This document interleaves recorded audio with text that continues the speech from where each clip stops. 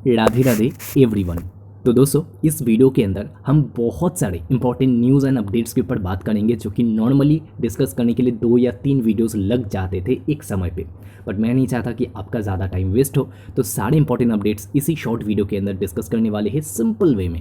तो सबसे पहले आज डेट है अप्रैल महीने की 9 तारीख। निफ्टी के अंदर 0.93% का गिरावट देखने को मिला। आपको याद है कल मैंने आपको एक चीज़ कहा था कि जब स्टॉक मार्केट का बॉटम बन रहा होता है ना, तो ऐसा नहीं कि सिर्फ पॉजिटिव न्यूज़ आएगा एंड बॉटम जो है वो बन जाएगा। इतना ईजी नहीं होता है। बॉटम बनता है ऐसे करके, ऊपर जाएगा फिर थोड़ा नीचे, फिर ऊपर जाएगा फिर थोड़ा नीचे, ऐसे करके बॉटम बनता है। एंड नेगेटिव न्यूज़ फ्लो तब भी चल रहा होता है जब बॉटम बन चुका है, रिकवरी चलता है। नेगेटिव न्यूज़ फ्लो तब भी निकल कर आता है। अभी कुछ वैसा ही चल रहा है कि निफ्टी लास्ट कुछ दिनों से काफ़ी बढ़िया कर रहा था, बट अभी फिर से थोड़ा बहुत नेगेटिव रिटर्न एंड गिरावट देखने को मिला।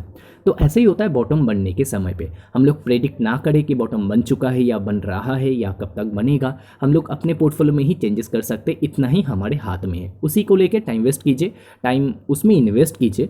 अदरवाइज बॉटम ढूंढने जाएंगे तो टाइम वेस्ट ही होगा। अभी आज का सबसे बड़ा अपडेट, टीसीएस का रिजल्ट आ चुका है। तो कैसा आया चलिए जानते हैं। देखिए, सबसे पहले हम क्वार्टर ऑन क्वार्टर ग्रोथ के बारे में जानेंगे, जहाँ पे नेट प्रॉफिट में तो बढ़िया ग्रोथ दिख रहा है 28.7% का। रेवेन्यू 5.4% ऊपर गया। ईबिट कंपनी का ऊपर, मार्जिन में भी 10 बेसिस पॉइंट मतलब 0.1% का इंप्रूवमेंट भी दिखा है क्वार्टर ऑन क्वार्टर बेसिस पे।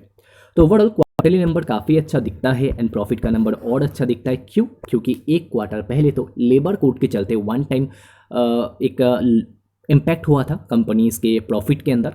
एंड वही रीज़न है कि क्वार्टर ऑन क्वार्टर बेसिस पे इस बार आपको ज़्यादा ग्रोथ दिख रहा है। यानी ये आपको हर कंपनी में दिखेगा, टीसीएस में नहीं। अगर हम बाजार की एक्सपेक्टेशन के साथ इसको कंपेयर करें तो नेट फिट जितना सोचा गया था उससे स्लाइटली बिलो है, बट जितना रेवेन्यू एंड ईबिट सोचा गया था उससे ऊपर है।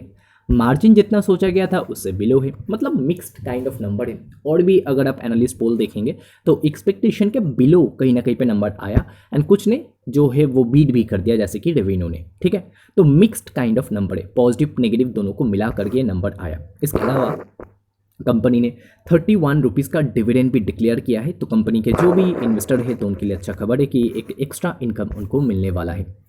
एंड आईटी कंपनीज का कैश जनरेशन तो बहुत ही बढ़िया रहता है। इसका इस बार का कैश कन्वर्जन जो रेट रहा वो है 111%। मतलब जितना प्रॉफिट कमाया एक एक पैसा कंपनी ने कैश में कन्वर्ट किया, बहुत ही अच्छी बात है। अभी ये तो क्वार्टरली ग्रोथ के बारे में हमने बात कर लिया। ईयरली ग्रोथ कैसा रहा? तो ईयरली बेसिस पे कंपनी का सेल्स 9.6% ऊपर गया, कंपनी का प्रॉफिट 12% ऊपर गया।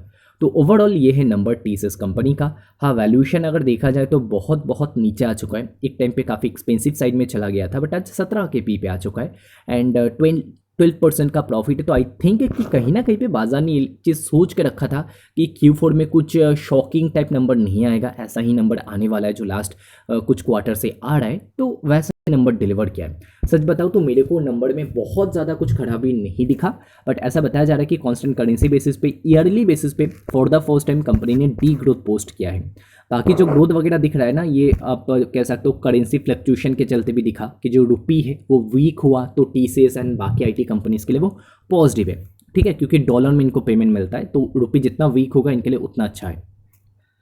अभी ये सारा नंबर तो हमने देख लिया। अभी क्वेश्चन ये है कि इम्पैक्ट कैसा होगा। देखिए, इम्पैक्ट होने से पहले मतलब कल सुबह से पहले जो ब्रोकर से एनालिस्ट लोग हैं वो अपना अपना टारगेट लेके हाजिर हो जाएंगे। हमारा ये टारगेट, हमारा ये टारगेट, तो वो तो हमको कल पता ही चल ही जाएगा। बट एज ऑफ नाउ अगर हम देखना चाहे कि कैसा इम्पैक्ट होने का प्रोबेबिलिटी है, तो आप इन्फोसिस का एडीआर चेकआउट कर सकते हो। तो करेंटली हम जब देख रहे हैं तो इन्फोसिस का जो एडीआर है वो नेगेटिव, वो माइनस में है। एंड अभी टाइमिंग वगैरह भी आप देख सकते हो, जब हम वीडियो बना रहे हैं तो 2.5% डाउन चला है इन्फोसिस का एडीआर। तो टीसीएस का रिजल्ट का इम्पैक्ट इन्फोसिस, विप्रो के एडीआर में दिखता है एंड वो नेगेटिव में है इस टाइम पे। विप्रो का भी एडीआर देखेंगे, वो भी इस टाइम पे नेगेटिव में है। तो हो सकता है कि स्लाइटली हमको फ्लैट टू बेयरिशनेस देखने को मिले कल के दिन टीसीएस के स्टॉक में। बाकी दोस्तों, आपका क्या व्यू है, आपको रिजल्ट कैसा लगा, कमेंट करके बता सकते हो। टीसीएस के अलावा एक और कंपनी है जिसने आज अपना रिजल्ट पोस्ट किया एंड कंपनी का नाम है आनंद राठी वेल्थ। इसने तो ओपन मार्केट में ही रिजल्ट पोस्ट कर दिया है आज के दिन, बाकी टीसीएस का तो इम्पैक्ट होना बाकी है। 4.5% भाग के स्टॉक ने दी है क्लोजिंग।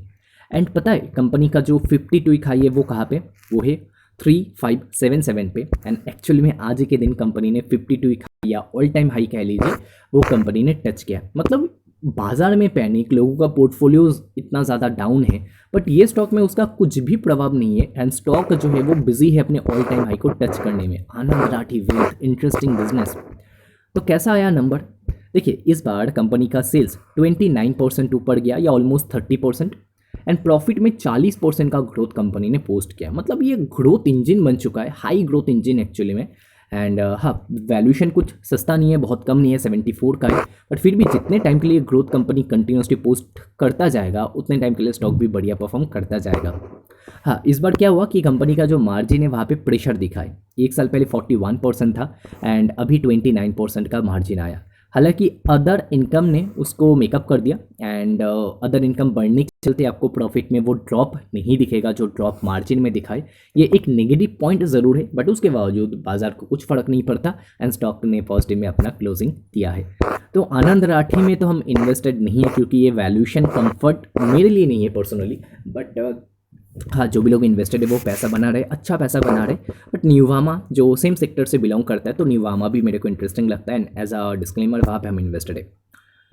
तो आनंद राठी के बाद एक और अपडेट है इसी कंपनी के रिगार्डिंग कि कंपनी 7 रुपये का डिविडेंड देने वाला है, एंड बोर्ड ऑफ डायरेक्टर ने डिसाइड किया है कि 1:1 का जो बोनस है वो भी अपन को देना है। ठीक है, तो कंपनी 1:1 का बोनस भी देने वाला है, तो अगेन इन्वेस्टर लोगों के लिए गुड न्यूज़। नेक्स्ट कंपनी है रॉयल एनफील्ड, एंड कंपनी ने एक नया ईवी जो है वो लॉन्च किया, फ्लाइंग फ्ली C6। तो इमेज आप देख सकते हो, तो एक नया ईवी कंपनी ने लॉन्च किया है, एंड बुकिंग्स जो है वो 10 अप्रैल से शुरू हो जाएगा। प्राइस आप देख सकते हो 2 लाख से शुरू हो जाएगा प्राइस। तो अच्छा न्यूज़ है, कंपनी का नया वेरिएंट आया है।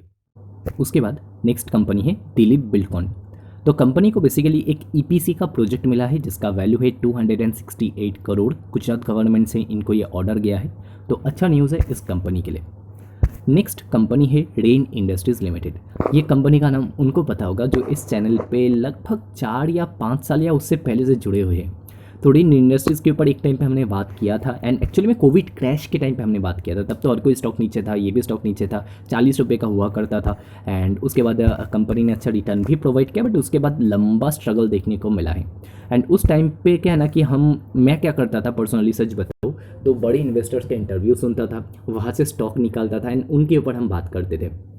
तो मोनिश पबड़ाई करके एक बहुत बड़े इन्वेस्टर है, तो वो काफ़ी ज़्यादा डिस्कशन करते थे अपने इंटरव्यूज़ में रेन इंडस्ट्रीज़ को लेकर कि कैसे कंपनी अच्छा कर सकता है, कैसे कंपनी का मैनेजमेंट अच्छा है। अच्छी बात यह है कि डिस्कस करने के बाद स्टॉक ने रिटर्न अच्छा दिया, बट 4 साल या 5 साल का एक लंबा स्ट्रगल पीरियड भी देखने को मिला। तो रिसेंटली खबर आया है कि डॉली खन्ना जी ने कंपनी में निवेश किया है, एंड 1% से ज़्यादा का स्टेक रेन इंडस्ट्रीज़ में इन्होंने एक्वायर कर लिया है। अभी रेन इंडस्ट्रीज़ ये जो कंपनी है एक्चुअली में बड़े इन्वेस्टर्स के लिए ही बना है, क्योंकि इधर पे कैलकुलेशन जो है वही लोग कर सकते हैं। जैसे कि कंपनी का मार्केट कैप आज है 4000 करोड़, कंपनी में कर्जा उससे डबल है। ठीक है, आप बोलेंगे अरे भाई जितना साइज उससे डबल कर्जा हम निवेश क्यों करें।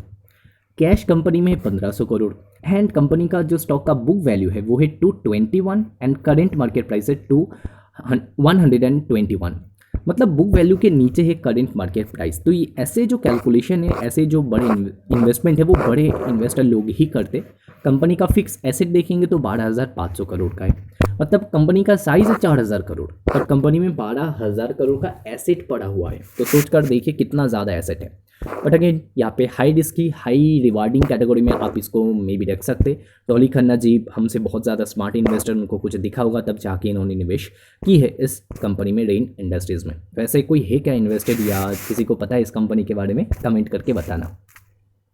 नेक्स्ट कंपनी है जेटेल इंडस्ट्रीज, एंड स्टॉक 2 दिन के अंदर 25% तक भाग चुका है। रीज़न है कि एबाकस एसेट मैनेजर ने निवेश किया है कंपनी में, एंड 97 लाख शेयर्स इन्होंने परचेज किया है। Q4 में कंपनी का जो बिजनेस अपडेट है वो भी अच्छा आया, क्योंकि वॉल्यूम के अंदर 36% का ग्रोथ दिखा YoY बेसिस पे। वैल्यूएशन भी पहले से काफ़ी ज़्यादा गिर चुका है। देखना इंटरेस्टिंग होगा कि FY27 इनके लिए कैसा होता है। अगला कंपनी HBL इंजीनियरिंग, कंपनी को मिला है 84 करोड़ का ऑर्डर, तो इस कंपनी के लिए ये एक गुड न्यूज़ है।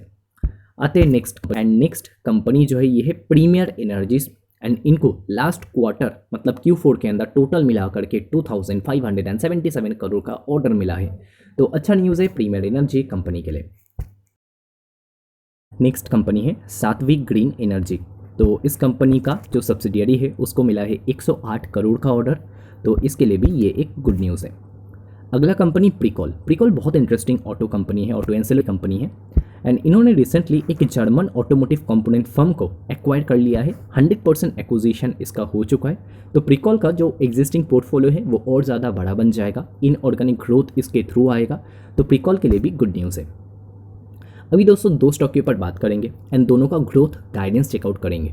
सबसे पहला एमटार टेक्नोलॉजीज लिमिटेड। आज बाजार गिरा है बट ये स्टॉक नहीं गिरा। मार्केट कैप 12,700 करोड़, 188 का पीई रेशियो है। आपको लगेगा ये तो बहुत ज़्यादा एक्सपेंसिव है। देखिए एक तो रिटर्न बहुत शानदार दिया है इस कंपनी ने, लॉस भी दिया था बीच में बहुत ज़्यादा। एक साल पहले 1,500 पे था स्टॉक, आज 4,000 को क्रॉस कर चुका है। किसी ने नहीं सोचा था कि एमटेक टेक में ऐसा रिकवरी, ऐसा अपसाइड आ सकता है, क्योंकि कहीं ना कहीं पे जो भरोसा है वो टूट गया था इन्वेस्टर्स का। तो लास्ट क्वार्टर का नंबर तो अच्छा था, एग्रेसिव था, ऐसा भी कहा जा सकता है। तो एमटार टेक्नोलॉजीज़ ये जो कंपनी है इनका मैनेजमेंट का इंटरव्यू हुआ, एंड मैनेजमेंट इंटरव्यू में इन्होंने कुछ ऐसे चीज़ें बताया जो कि बाजार को अच्छा लगा, जिसके चलते स्टॉक आज नहीं गिरा। जैसे कि बताया गया that have seen substantial order flows in Q4, on track to achieve 50% revenue growth guidance in FY27. Roughly 70% of revenue generated from export and contributed nearly 70% to the core of India's prototype fast breeder reactor.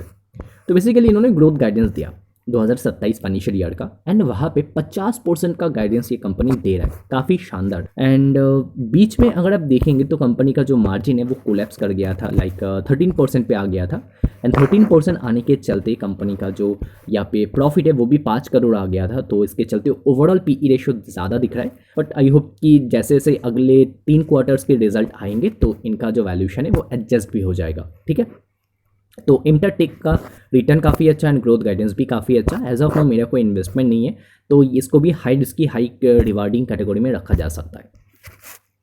Next company है PN Gadgil jewellers.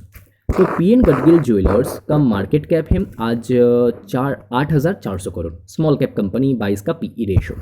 हमने recently company का जो यहाँ पे business update है वो देखा, वो अच्छा था, एंड ये स्टॉक भी आज नहीं गिरा।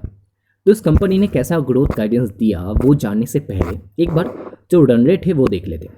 तो सालाना कंपनी का जो सेल्स है वो 7,500 करोड़ के आसपास है, ये 2025 का है वैसे।